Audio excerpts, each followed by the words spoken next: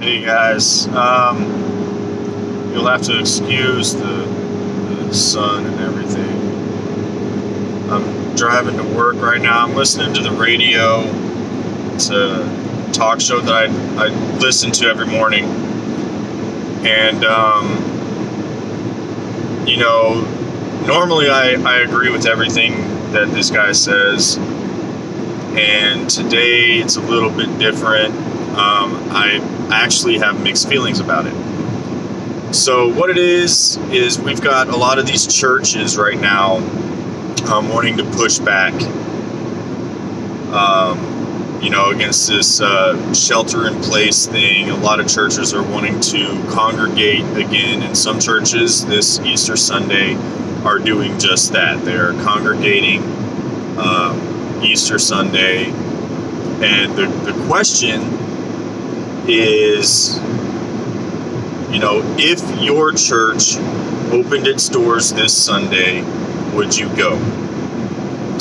And I know at least a few people who would say absolutely. And there are some people who would do it just because, just to protest, just to push back. And I started thinking about it myself, knowing how my church has handled this thing when it first started surfacing. We practiced, social distancing. We weren't shaking hands. We didn't pass the plate.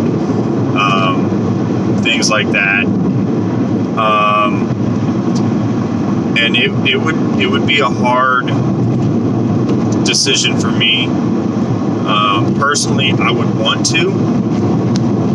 They had one guy call, and he said that as long as the government forbids it, they won't go to church. Now, I see a problem with that, because what if the government forbids it indefinitely, whether there's a coronavirus or not? I'm not cool with that. The government has no say on whether or not we should meet. It's a constitutional right.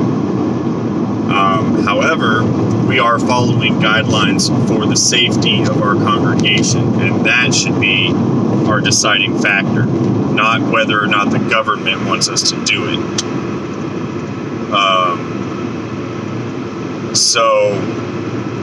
And like I said, I know some people who would, jump on board and go to church, and like I said, I would want to, but you have to look out for the safety of other people. And in my town, we have, it's mostly a town of retirees. People over the age of 65, people with health issues, and I live with somebody who has health issues, so I have to be careful with those things. And I'm going to work and I interact with people. We have taken certain precautions. I'm not coming in contact with people. I still see them show up at their house, but we're not going into their house. We're not shaking hands. We're, most of the time I don't even get off the forklift. So we're taking precautions there so that I don't bring it back home. So as far as churches congregating, I see signs, that they're having a congregation this weekend, and that's up to them. Now, I also don't think that the government, police, whatever, I don't think that they should be arresting people for congregating.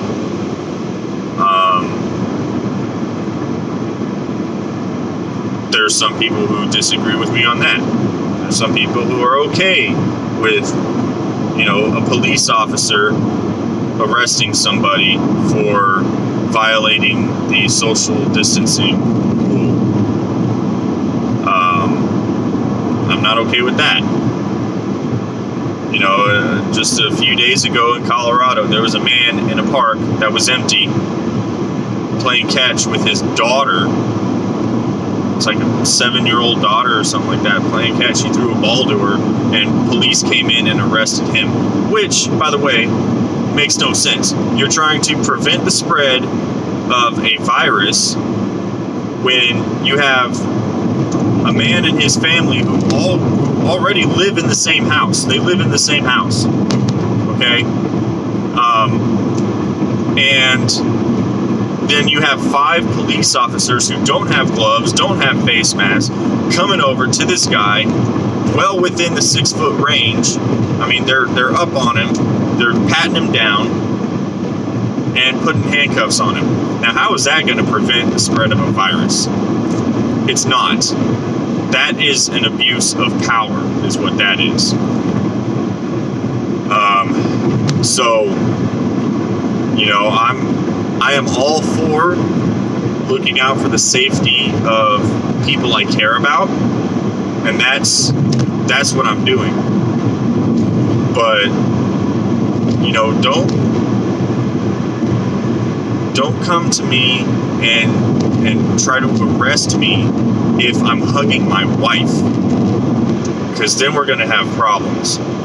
You know, this guy was playing with his daughter in an open park, and there was nobody there. There were signs posted that says park closed except for these hours and for these activities, and he was within those guidelines. So these hills, man, make your ears pop. So anyway, back to the point. I think if my church were to open its doors this weekend, which they're not, I personally would want to go. I would just have to, pray about that and really think about the consequences, because this guy keeps urging, would you go to church to, worship the Lord on Easter Sunday? Well, first of all, I don't need to be inside of a particular building to worship the Lord. I worship the Lord every day. I'm driving around every day. I have my radio on. I have Christian music that I play. And, I worship the Lord every day. I don't have to be inside of a building to do that. Yes, it is hard not seeing people on Sundays or throughout the week, because our life group is also put on hold right now. Like I said in my video yesterday, we'll be doing something special for Easter Sunday for our life group, just so that we can at least see familiar faces and watch the sunrise and, take the time and set it aside to remember what was done, what was accomplished. And, that, I'm all for that. So, that being said, do not let going to church be the reason, or don't let the reason that you go to church simply be because you want to protest or you want to push back against the government. Because he said that, he's like, I would go. He's like, but to be honest, it would be just to protest. Because he said the same thing. He's like, I worship the Lord every day. But he admitted that he would go to church just to protest. And that is the wrong intention for why you go to church. You don't go to church to protest the government. And I'm not staying away from church because the government told me to. I'm staying away from church to look out for the people of the congregation, the people that I care about. So, If your only reason for going to church is to push back against the government, then the reason that you're going to church in the first place is the wrong reason.